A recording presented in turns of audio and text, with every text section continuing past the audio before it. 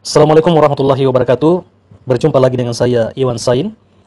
Kali ini saya akan membahas tentang sistem persarafan. Adapun tujuan pembelajaran kita kali ini adalah setelah Anda mendengarkan paparan ini, diharapkan Anda mampu memahami sistem persarafan yang ada di tubuh dan juga struktur dan fungsinya.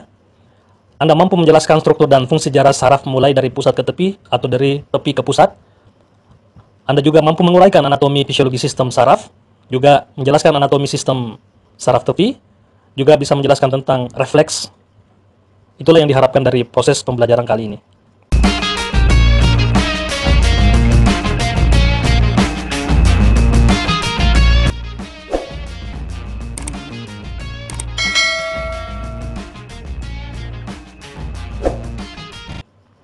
Kita mulai dari anatomi dari sistem saraf.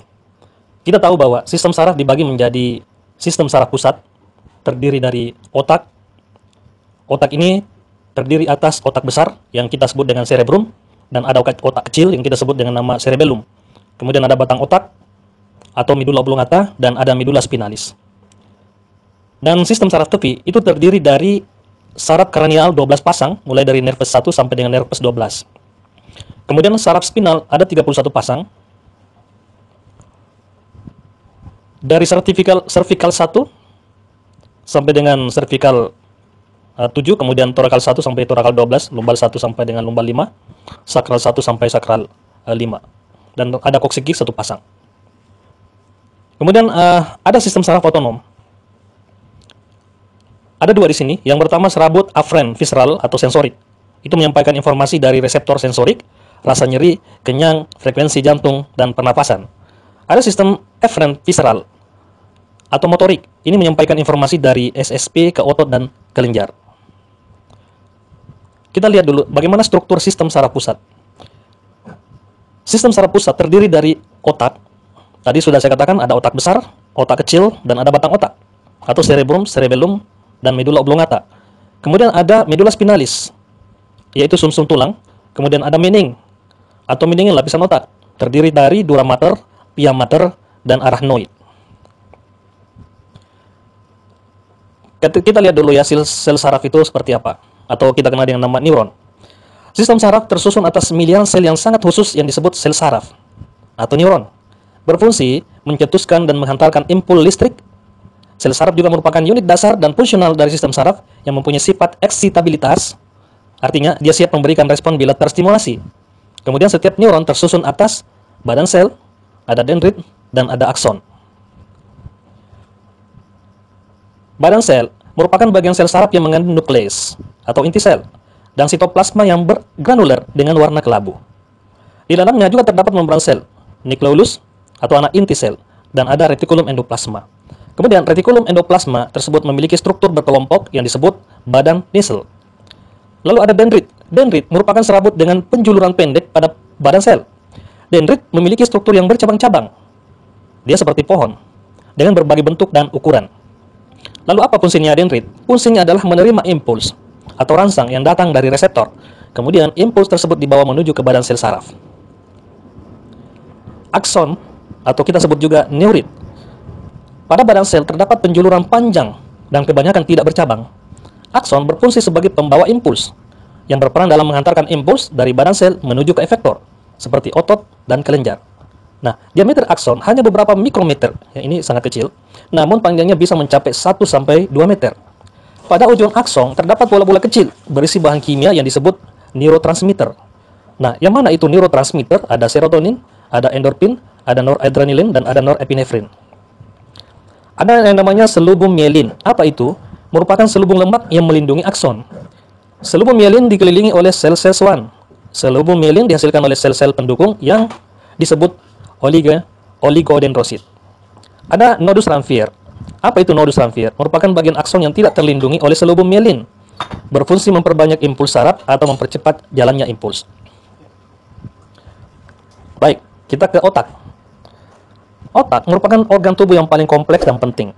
Selain mengatur pikiran, bicara, emosi, pusat kendali, semua hal, menerima rangsangan, mengolah dan menyimpan informasi, mengembangkan pikiran dan emosi, dan menyimpan memori. Merupakan pusat intelektual, emosi, dan kreativitas. Beratnya kira-kira 2% dari berat badan. mendapat sirkulasi darah 20% dari cardiac output dan membutuhkan sekitar 400 kilokalori setiap hari. Otak merupakan jaringan yang paling banyak menggunakan energi yang didukung oleh metabolisme oksidasi glukosa. Nah, kita lihat otak besar atau cerebrum. Dari perkembangannya, otak depan menjadi hemisfer cerebri atau belahan otak. Terbagi menjadi hemisfer kiri dan hemisfer kanan. Ada corpus stratum dan ada thalami, yaitu thalamus dan hipotalamus. Ada otak tengah yang kita sebut diencephalon. Ada otak belakang membentuk batang otak atau kita kenal juga dengan nama brainstem yang terdiri dari ada pons faroli, ada medulla oblongata dan ada cerebellum. Otak besar terdiri atas cortex cerebri, basal ganglia atau corpora striate dan ada sistem limbik atau ring encephalon. Otak besar terdiri dari dua belahnya disebut hemisferium cerebri, kanan dan kiri. Meluas dari os frontal ke os occipital di atas fossa crani anterior, media dan posterior, dipisahkan oleh celah besar yang disebut fissura longitudinalis cerebri. Hemisferium cerebri dihubungkan oleh massa substansia alba yang disebut corpus callosum, berbentuk seperti busur di mana bagian anterior berbentuk melengkung atau kita kenal dengan nama genu, melanjutkan diri ke anteroventral sebagai rostrum, lalu bagian posterior mendebal membentuk lengkungan splenium yang menutup mesencephalon. Otak tumbuh dengan cepat membentuk gelung-gelung atau gyrus. Itu ada ada peningkatan di otak atau ada seperti rise di otak, itu namanya gyrus, dan ada alur-alur yang cekungan di otak namanya sulcura fissura, sulcus atau fissura. Hemisfer cerebri dibagi dalam daerah besar, yaitu ada namanya lobus frontalis, ada lobus parietalis, ada lobus occipitalis, dan ada lobus temporalis. Lobus parietalis, kita lihat ya, meluas dari sulcus centralis sampai fissura parieto-occipitalis, dan ke arah lateral setinggi fissura lateralis. Bagian permukaan atas dan lateral terdiri dari gyrus postcentralis, ini yang mengandung cortex sensoris, kemudian ada gyrus parietalis superior, ada gyrus supramarginalis, dan ada gyrus angularis. Di bagian medial lobus parietalis terdiri dari lobus paracentralis dan lobus recurrens. Lobus frontalis, bagian yang menonjol ke depan, menempati fossa cerebri anterior, meluas ke dorsal sampai sulcus centralis rolandi. Gyrus yang penting adalah gyrus pracentralis, ini mengandung korteks motorik yang bertanggung jawab terhadap pergerakan. Kemudian gyrus frontalis superior, ada gyrus frontalis media dan ada gyrus frontalis inferior. Nah, bagian basal lobus frontalis terbagi dalam gyrus orbitalis di sebelah lateral dan ada gyrus rectus di sebelah medial. Nah, bagian medial terdapat gyrus singuli melengkung membentuk bulan sabit berada di antara sulcus singuli dan corpus callosum. Lobulus paracentralis merupakan gyrus yang berbentuk segi empat di sekitar ujung akhir sulcus centralis. Lobus occipitalis, ini berbentuk piramid, terletak di belakang fissura parieto-occipitalis. Lobus occipitalis lateral terdiri dari gyrus occipitalis lateralis, di bagian medial terdapat gyrus lingualis.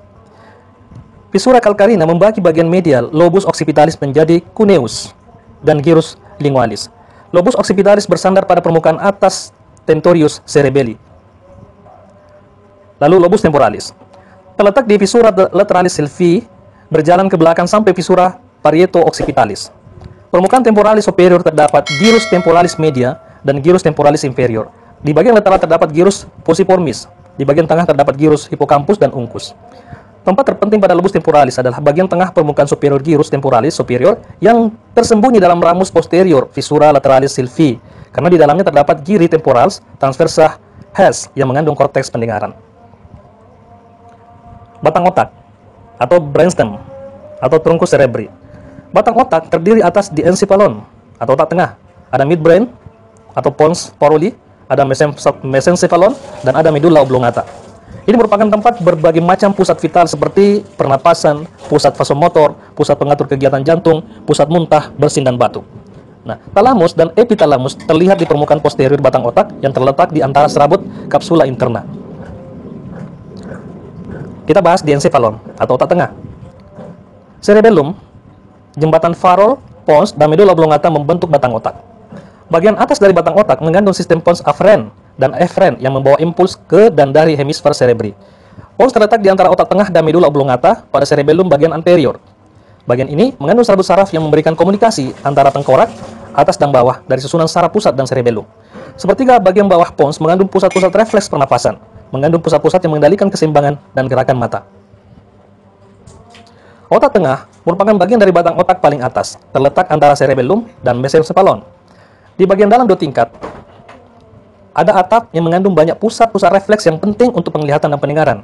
Ada jalur motorik yang besar turun dari kapsula interna melalui bagian dasar otak tengah, melalui pons dan medula oblongata menuju sumsum tulang belakang. Nah, jalur lintas sensorik dalam perjalanannya dari sumsum tulang belakang, medula dan pons mendaki melalui bagian otak tengah sebelum memasuki talamus atau kapsula interna. Pons Farolli.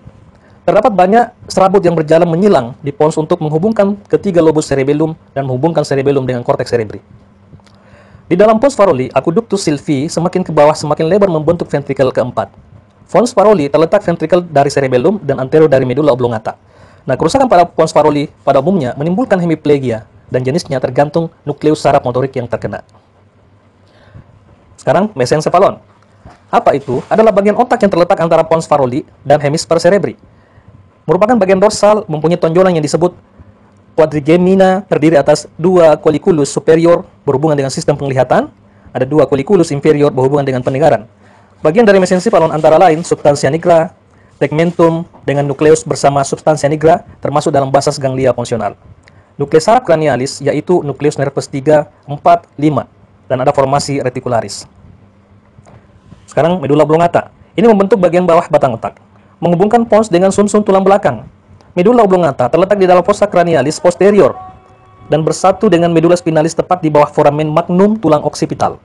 Terdapat jalur lintasan yang disebut decussatio motoris dan decussatio sensoris, mengandung nukleus atau badan sel dari berbagai saraf otak, mengandung pusat vital yang mengendalikan pernapasan dan sistem kardiovaskular, sehingga kerusakan yang terjadi menimbulkan gangguan yang serius.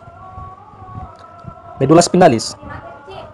Dia adalah sumsum tulang belakang, merupakan perpanjangan medula oblongata ke arah kaudal di dalam kanalis vertebralis mulai setinggi cornu vertebralis cervicalis 1, memanjang hingga setinggi cornu vertebralis lumbalis 1 dan 2. Dari medula spinalis keluar nervus sebagai berikut. Bagian cervical keluar 8 pasang nervus spinalis, bagian thoracal keluar 12 pasang nervus spinalis, bagian lumbal keluar 5 pasang nervus spinalis, bagian sakral keluar 5 pasang nervus spinalis, bagian coccygeus keluar 1 pasang nervus spinalis. Sekarang kita bahas tentang sinapsis saraf. Akson, sebuah saraf adalah serabut penghantar.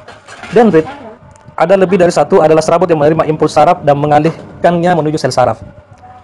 Dalam susunan saraf pusat, impuls dapat disalurkan melalui serangkaian neuron. Impuls mengalir dari satu sel saraf ke sel saraf penghubung, sampai ke pusat saraf dan sebaliknya, dari pusat saraf ke sel saraf terus ke efektor. Hubungan antara dua sel saraf disebut sinapsis. Impuls. Impuls adalah alur listrik yang timbul akibat adanya rangsang. Sel-sel saraf bekerja secara kimiawi. Sel saraf yang sedang tidak aktif mempunyai potensial listrik yang disebut potensial istirahat. Jika ada rangsang, misalnya sentuhan, potensial istirahat berubah menjadi potensial aksi. Potensial aksi merambat dalam bentuk arus listrik yang disebut impuls, yang merambat dari sel saraf ke sel saraf berikutnya sampai ke pusat saraf atau sebaliknya. Sensibilitas, atau kita kenal dengan juga istilah perasaan.